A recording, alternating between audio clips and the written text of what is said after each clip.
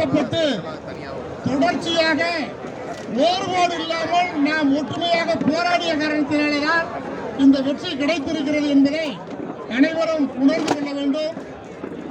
இன்றைக்கு 1/1/2026 முதல் புதிய pay commission, central pay commission வந்தாலும் கூட நமக்கு சில ஐயப்பாடுகள் இருக்கிறது. 4 ஆண்டுக்கு ஒரு முறை ஊதிய உயர்வு போடப்பட வேண்டும் என்கிற எண்ணத்தில் இருக்கிறோம். அது சம்பந்தமாக பிறகு பேசிக்கொள்ளலாம். இன்று கிடைக்கக்கூடிய அந்த ஊதிய உயர்வுகளை பெற்றுக்கொள்ள வேண்டும் என்கிற எண்ணத்தில் தான் இருந்து கொண்டிருக்கிறோம். ஆகவே நாம் இந்த வாய்ப்பை தவற விட்டோம்னா அப்புறம் அடுத்த கவர்மெண்ட்டும் அப்புறம் அடுத்து இருந்துச்சுன்னா ரொம்ப லேட் ஆகிப்போம். ஆகவே நாம் இந்த கிடைக்கக்கூடிய இந்த ஊதிய உயர்வு பெற்றுக்கொள்வோம். மற்ற பல்வேறு விஷயங்களும் மற்ற கலப்படை தொழிலாளர் சம்பந்தமான பல்வேறு விஷயங்களும் இன்றைக்கு இன்னும் ஒரு 1/2 மணி நேரத்தில் நமக்கெல்லாம் கொடுப்பதாக உறுதியளித்திருக்கிறார்கள். அதில் சில சாதாரணமான விஷயங்கள்லாம் இருந்து கொண்டிருக்கிறது. அவற்றையெல்லாம் உங்களுக்கு வாட்ஸ்அப்பில் அதை தெரிவிக்கிற எழுத்துப்பூர்வமாக வந்ததுக்கு அப்புறம் உங்களுக்கு கம்யூனிகேட் பண்ணுவோம்.